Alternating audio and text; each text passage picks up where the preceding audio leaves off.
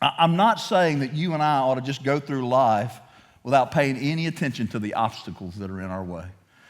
We ought to count the cost. We ought to look what's ahead. We ought to be praying to the Lord about those things. But they should not capture or motivate our heart more than the worship of God Almighty and the victory that He's already given us should. To say it another way, it's okay as we go through life. We ought to glance over at whatever the struggle is. But friend, they should never capture your gaze. We ought to glance at the struggle, see what it is so that we can make sure, but we ought to keep our gaze on who? The author and the perfecter of our faith. We ought to follow Him even when following doesn't seem logical.